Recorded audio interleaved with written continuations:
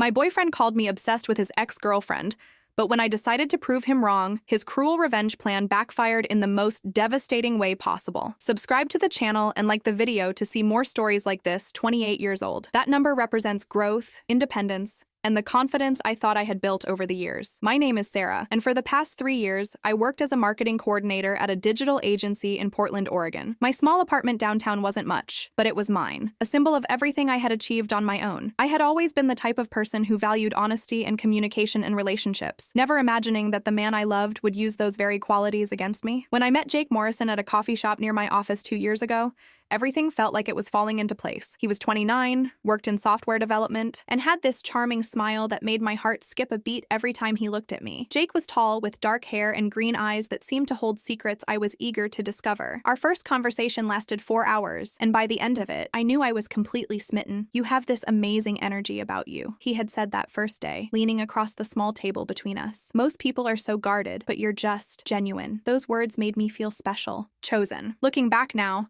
I realized that was exactly what he intended. Our relationship moved quickly, maybe too quickly, but it felt natural at the time. Within 6 months, Jake was spending most nights at my apartment. He had his own place across town, but he always said mine felt more like home.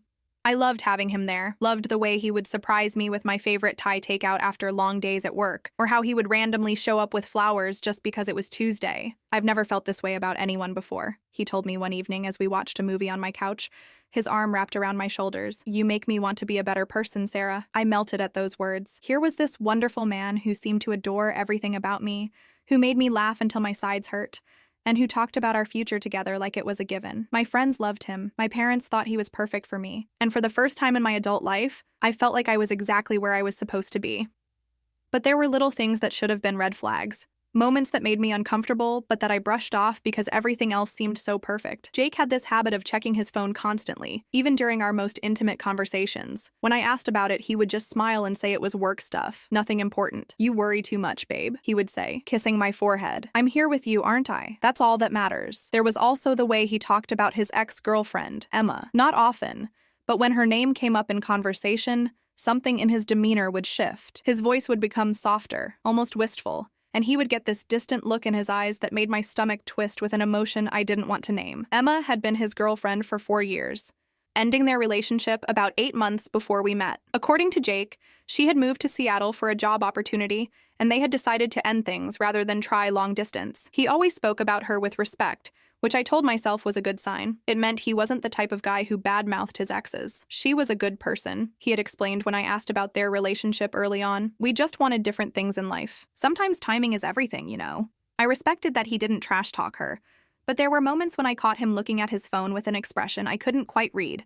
Moments when he would seem lost in thought for no apparent reason. When I asked what he was thinking about, he would always snap back to attention and deflect with humor or affection. One evening, about 8 months into our relationship, we were having dinner at our favorite Italian restaurant when his phone buzzed. The notification sound was different from his usual text tone, longer, more musical. Jake quickly grabbed his phone and silenced it, but not before I caught a glimpse of a name on the screen. "Emma." My heart skipped a beat, but I tried to keep my voice casual. "Was that Emma?" Jake's jaw tightened almost imperceptibly before he forced a smile. "Yeah, just wishing me a happy birthday. She still sends messages on holidays and stuff. It's no big deal." But it wasn't his birthday. It was a random Tuesday in October. I wanted to ask more questions, but something in his tone warned me not to push.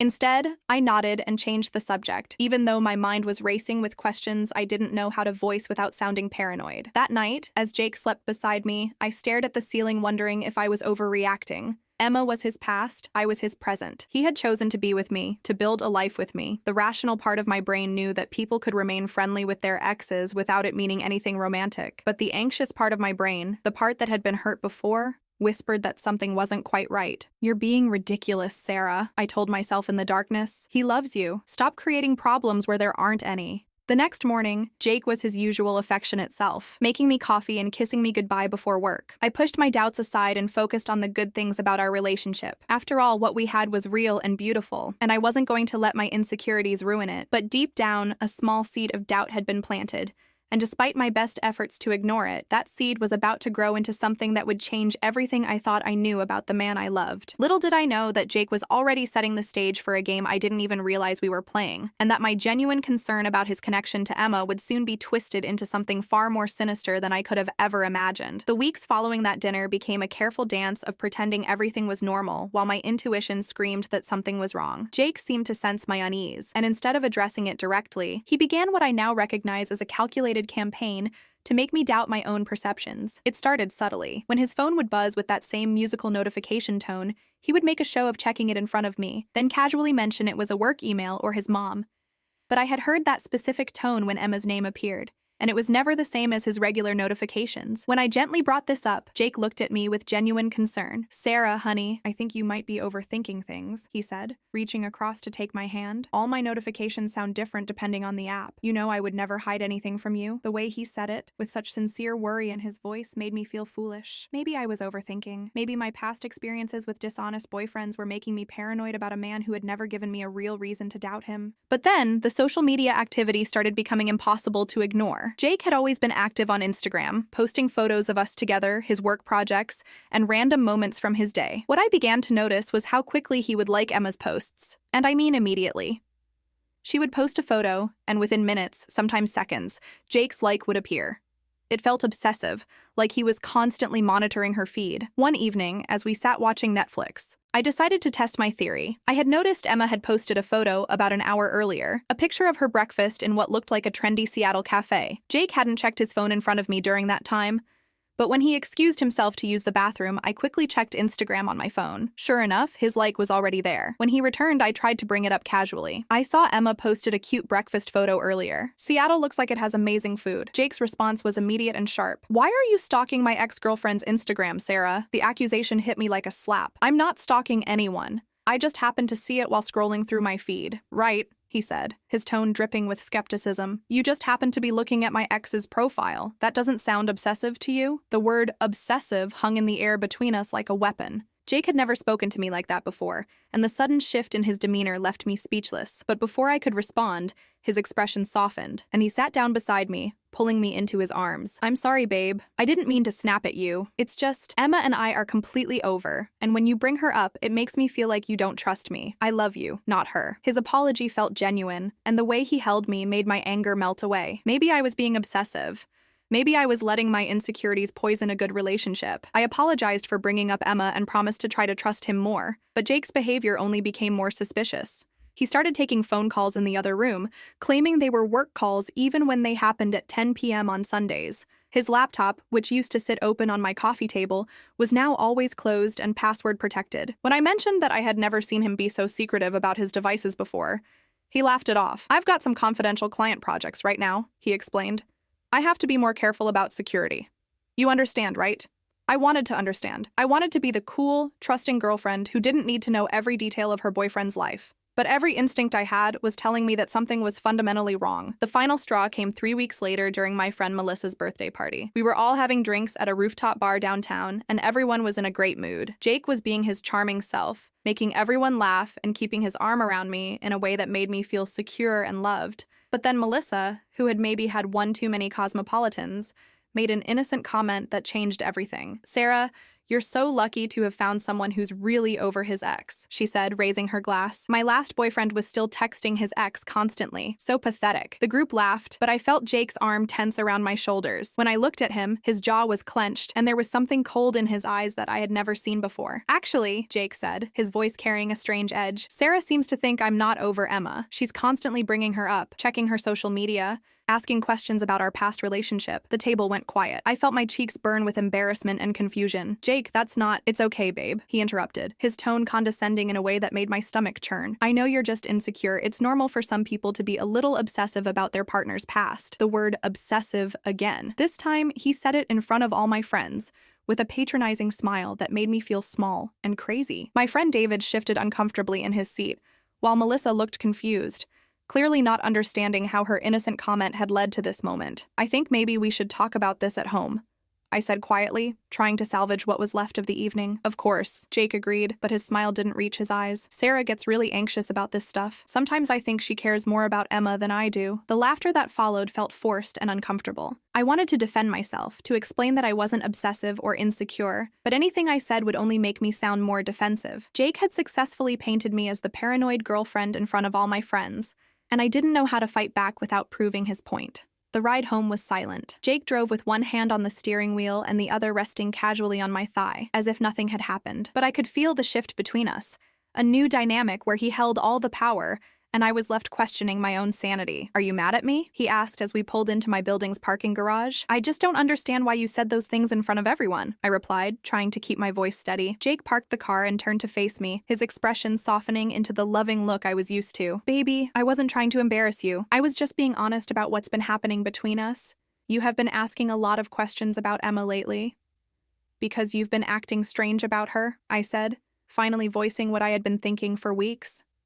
"See?" Jake said, as if I had just proven his point. "This is exactly what I'm talking about. You're so focused on Emma that you can't see how it's affecting our relationship."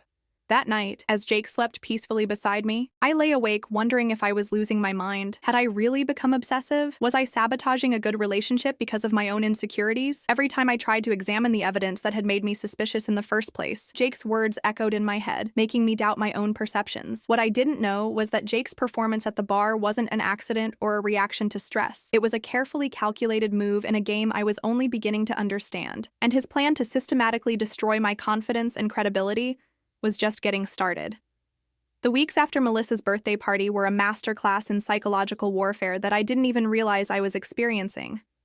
Jake had planted the seed that I was obsessive and paranoid, and now he watered it daily with small comments and behaviors designed to make me question everything I thought I knew about our relationship. "You seem really tense lately," he would say when I asked simple questions about his day. "Are you sure you're not overthinking things again?" Or when his phone would buzz and he would quickly silence it, "See how you're looking at my phone right now? That obsessive behavior we talked about is happening again." The gaslighting was so subtle, so consistent, that I started to believe I really was losing my grip on reality. I made an appointment with my therapist, Dr. Rodriguez, whom I hadn't seen in over a year. "I think I might be becoming one of those crazy paranoid girlfriends," I told her during our session. "My boyfriend says I'm obsessed with his ex, and maybe he's right." Dr. Rodriguez listened carefully as I described the situation, and when I finished, she leaned forward with a concerned expression. "Sarah, from what you're telling me, it sounds like you're having normal reactions to suspicious behavior. Trust your instincts. They've served you well before." Her words gave me the first moment of clarity I'd had in weeks. Maybe I wasn't crazy. Maybe my gut feelings were trying to tell me something important. That clarity led me to make a decision that would change everything. The following Saturday, Jake said he was going to his friend Marcus's house to help with some home renovation project. He kissed me goodbye and said he'd probably be there most of the day. But something about the way he avoided eye contact when he said it made my stomach twist. Instead of spending the day second-guessing myself, I decided to drive to Marcus's house. Not to spy, I told myself, but just to bring Jake some coffee and see if he needed lunch. It was a perfectly reasonable girlfriend thing to do. Marcus lived in a neighborhood about 20 minutes from my apartment. When I pulled up to his house, I immediately saw that Jake's car wasn't there. The driveway was empty except for Marcus's pickup truck, and the house looked quiet. My heart started pounding as I walked up to the front door. Marcus answered on the second knock, looking surprised to see me. "Sarah, hey, what's up?" he said, but there was something uncomfortable in his expression. "I was just bringing Jake some coffee," I said, holding up the travel mug I had brought. "Is he around back?" Marcus's face went pale. "Jake? He's not here. We don't have any project going on today." The words hit me like a physical blow, but he said he was helping you with renovation work. "I haven't talked to Jake in like 2 weeks. Marcus said, his voice filled with genuine confusion. "Sarah, are you okay? You look like you've seen a ghost." I mumbled some excuse about getting confused about the date and practically ran back to my car. My hands were shaking so hard I could barely get the key in the ignition. Jake had lied to me. Deliberately lied about where he was spending his day. The drive home was a blur of racing thoughts and mounting panic. If Jake wasn't at Marcus's house, where was he? And more importantly, why had he felt the need to lie about it? When I got back to my apartment, I sat in my car for 10 minutes trying to calm down and think rationally. There had to be an explanation. Maybe Marcus had forgotten about their plans. Maybe Jake had gone somewhere else first and would show up at Marcus's later. But deep in my heart, I knew that wasn't what was happening. I went upstairs and tried to distract myself with cleaning and Netflix. but I couldn't focus on anything. Every few minutes, I would check my phone to see if Jake had texted, but there was nothing. At around 3 p.m., I finally sent him a message. Hope the renovation is going well. Love you. His response came back almost immediately. Going great. Marcus is a slave driver though, LOL. Love you too, babe. Another lie. Another casual, effortless deception delivered with a laughing emoji. That evening, Jake came home with paint on his clothes and an elaborate story about how Marcus had decided to repaint his entire living room on a whim. He was animated and detailed in his storytelling, describing colors and techniques with the kind of specificity that almost made me believe him. Marcus sends his love, he said, kissing my forehead. He said you should come by next weekend for a barbecue. I nodded and smiled, but inside I felt like I was dying. Not only was he lying to me, but he was now involving Marcus in his deception, creating fake plans and fake messages. Over the next few days, I became a detective in my own relationship. I started paying attention to patterns I had previously ignored. Jake's mysterious phone calls always happened when he thought I was asleep or in the shower. His laptop was now constantly with him, even when he went to the bathroom. And those immediate likes on Emma's Instagram posts were happening multiple times a day. But the most damaging discovery came completely by accident. Jake had left his jacket draped over a chair in my living room, and when I went to hang it up, a piece of paper fell out of the pocket. It was a parking receipt from Pike Place Market in Seattle, dated the previous weekend. The same weekend Jake had told me he was visiting his sick grandmother in Salem. I stared at the receipt, my hands shaking. Pike Place Market, Seattle, where Emma lived. Jake had gone to Seattle and lied to me about it. He had told me his grandmother was ill and that he needed to drive to Salem to take care of her.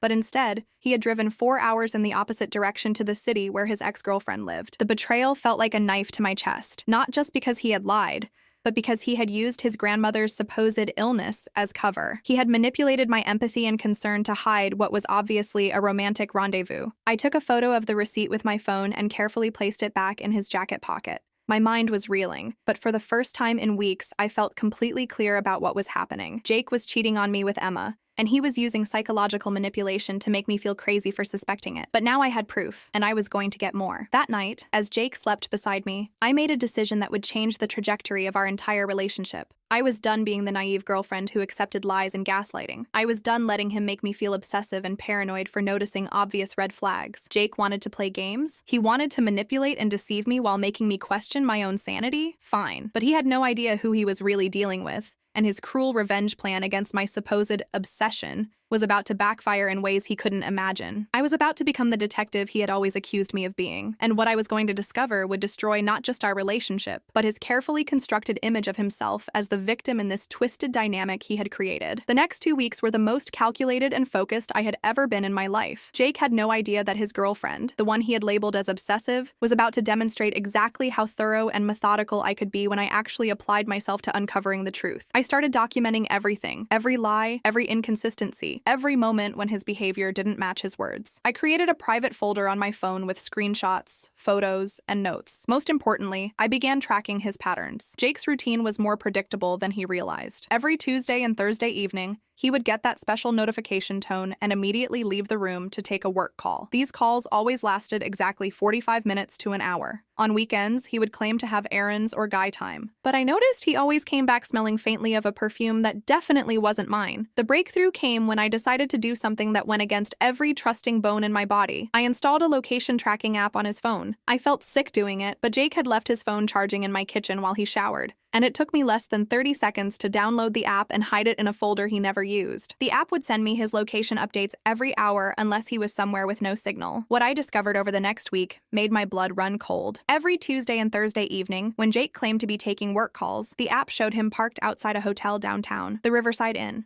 And every Saturday, when he said he was running errands or hanging out with friends, he would drive to the airport. The airport, not to travel, but to the pickup area, where he would stay for exactly 2 hours before driving to that same hotel. It took me exactly 3 days to piece together what was happening. Emma wasn't just living in Seattle. She was flying to Portland every week to see Jake, and he was paying for a hotel room where they could meet without anyone seeing them together. But the most devastating discovery was yet to come. On Thursday evening, instead of staying home like I usually did, I drove to the Riverside Inn. Jake's car was in the parking lot, just like the app had indicated. I sat in my car across the street, my heart pounding, trying to decide what to do next. That's when I saw them. Jake and Emma walking out of the hotel together, his arm around her waist in the same possessive way he held me. She was beautiful, tall, blonde, with the kind of effortless elegance that made me feel instantly inferior. But what shattered me wasn't her beauty. It was the way Jake looked at her. I had never seen that expression on his face before. Pure adoration.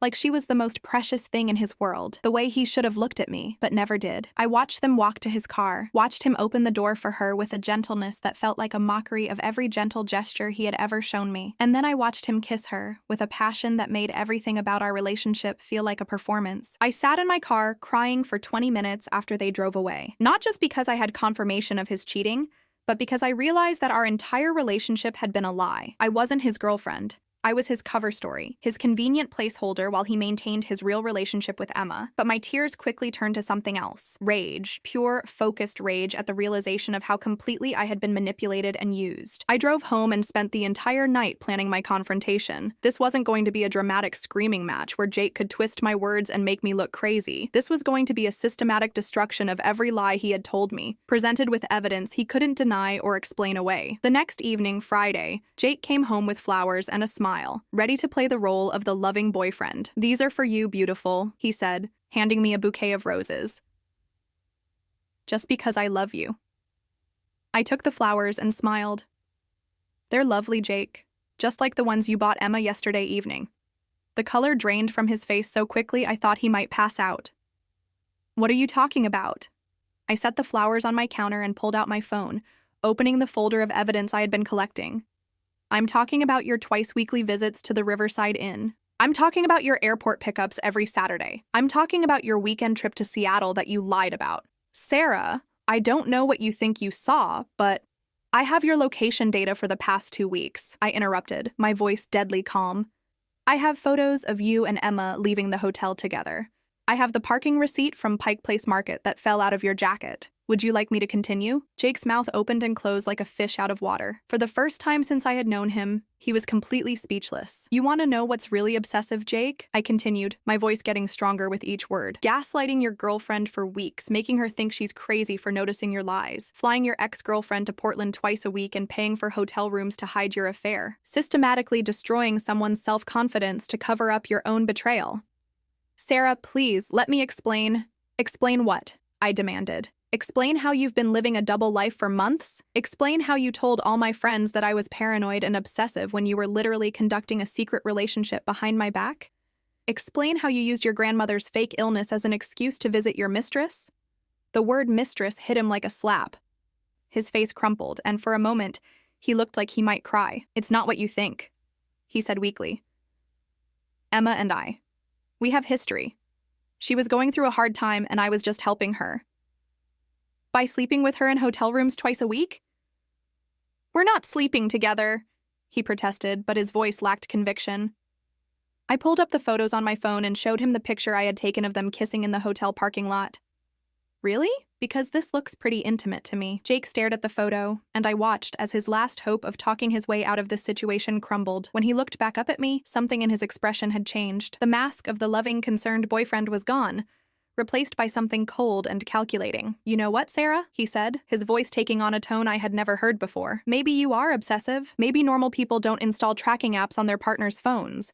Maybe normal people don't follow their boyfriends and take pictures like some kind of stalker." There it was. Even caught red-handed with undeniable evidence, he was still trying to make me the villain in this story, but I was ready for this. "You're absolutely right, Jake," I said, my voice steady and calm. "Normal people don't do those things. Normal people also don't systematically lie to their partners for months while conducting secret affairs. Normal people don't gaslight their girlfriends to cover up their own betrayal. And normal people definitely don't try to flip the script when they get caught cheating." I walked to my closet and pulled out a suitcase, his suitcase, which I had packed while he was at work that day. "Here are your things," I said, setting the suitcase by my front door. "I want you out of my apartment and out of my life. Tonight." Jake's eyes widened. Clearly, this wasn't how he had expected this conversation to go. "Sarah, wait. We can work through this. What Emma and I have. It's complicated, but it doesn't mean I don't love you too." "Love me too?" I laughed, but there was no humor in it. "Jake, you don't love me. You never loved me. I was just convenient. I was your cover story.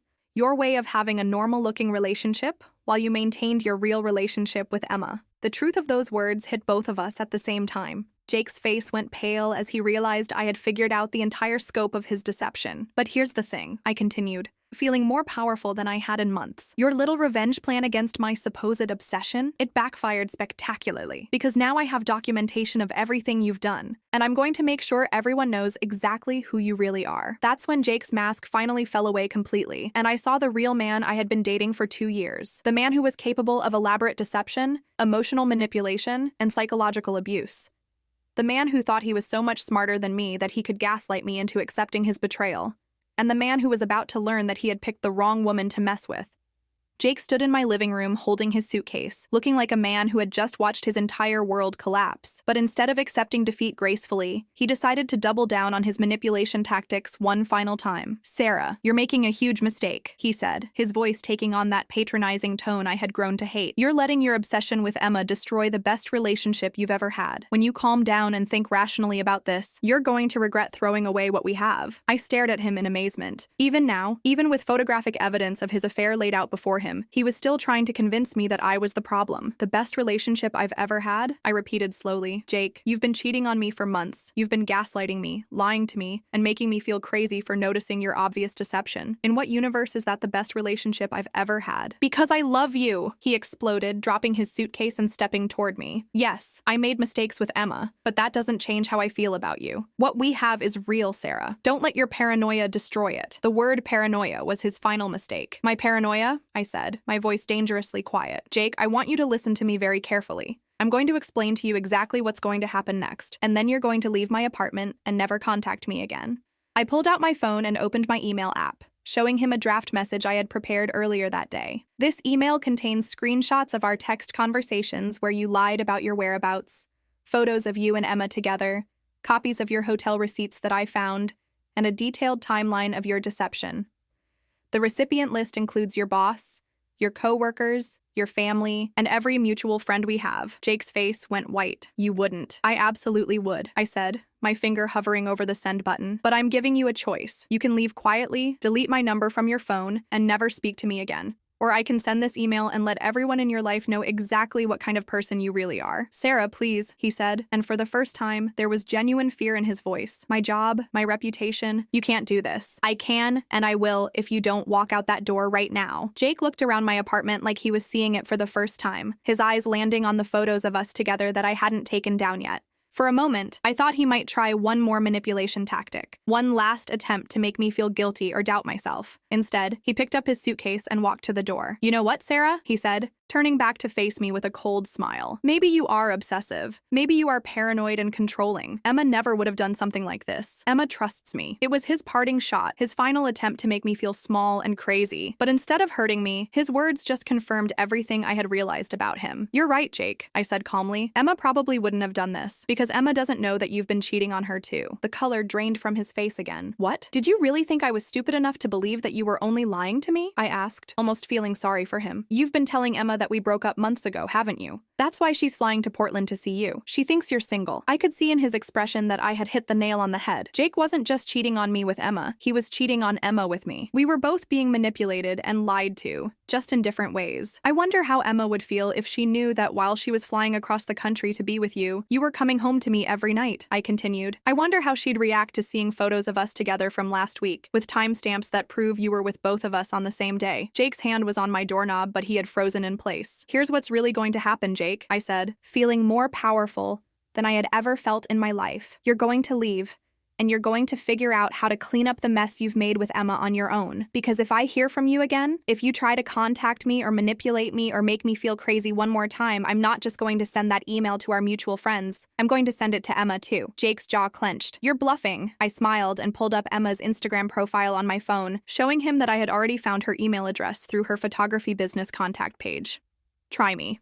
For several long seconds, we stared at each other. Then Jake opened my door and walked out without another word. I waited until I heard his car pull out of my parking garage before I collapsed onto my couch, shaking with adrenaline and relief. It was over. After months of manipulation and gaslighting, after weeks of feeling like I was losing my mind, it was finally over. But my relief was short-lived because within an hour, my phone started ringing. The first call was from Jake's best friend, Ryan, who I had always liked. Sarah? Hey, it's Ryan. Jake just called me and he's really upset. He said you guys broke up and that you're threatening to ruin his reputation with lies. What's going on? So Jake was already trying to control the narrative, painting himself as the victim of my obsessive behavior. Ryan, I said carefully, has Jake ever mentioned Emma to you? His ex-girlfriend from Seattle? There was a pause. No, I don't think so. Why? Because Jake has been flying her to Portland twice a week for months while we were dating. I have photos and receipts. If Jake told you that I'm lying about him cheating, you might want to ask him to explain the hotel charges on his credit card. Another pause. Longer this time. Holy shit. Sarah, are you serious? Completely serious. Jake's been living a double life, and when I found out about it, he tried to convince me that I was paranoid and obsessive for noticing his lies.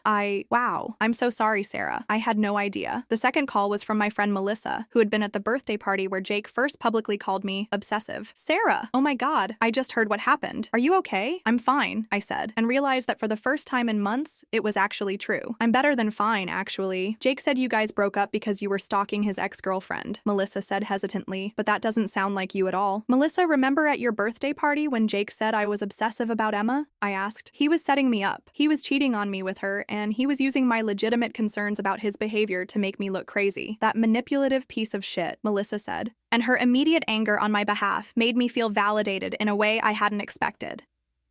Over the next few hours, I received calls and texts from several mutual friends. Jake was clearly making the rounds, trying to convince everyone that I was an unstable ex-girlfriend who was making up stories about him cheating. But the more people I talked to, the more I realized that Jake's reputation wasn't as solid as he thought it was. Several of our friends mentioned that they had always thought something was off about Jake, that he seemed too charming, too good to be true. Others said they had noticed him being secretive with his phone or making excuses to leave social events early. Most importantly, when I offered to show people the evidence I had collected, no one doubted me. The photos, the receipts, the location data, it all painted such a clear picture of deception that even Jake's closest friends couldn't deny what had happened. By Sunday evening, Jake's campaign to paint me as the obsessive ex-girlfriend had completely backfired. Instead of making me look crazy, his frantic calls to our friends had made him look desperate and guilty. Several people told me that his insistence on calling me obsessive and paranoid had actually made them more suspicious of him, not less. But the final nail in Jake's coffin came from an unexpected source. On Monday morning, I received a text from a number I didn't recognize. Hi, Sarah, this is Emma. I think we need to talk. My hands shook as I stared at Emma's text message. Of all the outcomes I had imagined when I confronted Jake, speaking directly with his other victim wasn't one I had prepared for. I called the number, and Emma answered on the first ring. Sarah? Her voice was soft, with a slight tremor that told me she had been crying. Yes, this is Sarah. How did you get my number? Jake's phone was synced to his laptop, and when everything started falling apart yesterday, I saw your contact information, she said. Sarah, I need you to know that I had no idea about you. None at all. My heart clenched. Despite everything, I had been prepared to hate Emma, to see her as the other woman who had stolen my boyfriend. But hearing the pain in her voice made me realize that she was just as much a victim of Jake's manipulation as I was. What exactly did Jake tell you about us? I asked. Emma took a shaky breath. He said you guys broke up 8 months ago. He told me you were having a hard time accepting the breakup, and that you'd been stalking him and trying to sabotage his relationships. He said you were obsessed with him and that he was worried about his safety. The audacity of Jake's lies took my breath away. Not only had he been cheating on both of us, but he had painted me as an unstable stalker to justify his secrecy to Emma. Emma, Jake and I didn't break up 8 months ago. We were living together until 3 days ago when I threw him out for cheating on me with you. The silence on the other end of the line stretched for so long that I thought the call had dropped. Oh my God, Emma finally whispered. Sarah, I am so sorry. I would never. If I had known he was with someone else, I never would have. It's not your fault, I said, and meant it. Jake lied to both of us. You're as much a victim in this as I am. Can we meet? Emma asked suddenly. I'm flying back to Portland tonight. I need to see you in person. And I think we need to compare notes about what Jake has been telling each of us. 2 hours later, I was sitting across from Emma in a quiet cafe downtown, looking at the woman I had been jealous of for months. In person, she was even more beautiful than in her photos. But there was a sadness in her eyes that made my heart ache for her. I've been such an idiot, she said, stirring her coffee without drinking it. All those times Jake said he couldn't video chat because his laptop was broken, or when he would only text me during certain hours because he was busy with work. I thought he was just being cautious about long-distance dating. He told me you were just friends who occasionally texted, I said. When I questioned the frequency of your contact, he convinced me I was being paranoid and obsessive. Emma's eyes filled with tears. He used to talk about how his ex-girlfriend was crazy and wouldn't leave him alone. He said you would drive by his apartment and call him constantly. I felt so sorry for him. His apartment? I asked, confused. Emma, Jake's been living at my place for over a year. He gave up his lease months ago. Emma's face went pale, but he showed me photos of his apartment. We video chatted from there just last week. Did the apartment have gray walls and modern furniture? I asked, remembering the background I had seen in some of Jake's work video calls. Yes, exactly. That's his friend Marcus's place. Jake house sits when Marcus travels for work. We spent the next 2 hours piecing together the elaborate web of lies Jake had constructed. He had been telling Emma that he was afraid to commit to moving to Seattle because of his stalker ex-girlfriend who might follow him there. He had been telling me that Emma was just a friend who was going through a hard time and needed emotional support. But the most devastating revelation came when Emma showed me the jewelry Jake had given her for her birthday last month. It was a necklace I recognized immediately because I had seen Jake browsing for it online and had assumed it was a gift for me. When I never received it, I had been hurt, but hadn't wanted to seem greedy by asking about it. "Sarah," Emma said quietly, "how long do you think this has been going on?"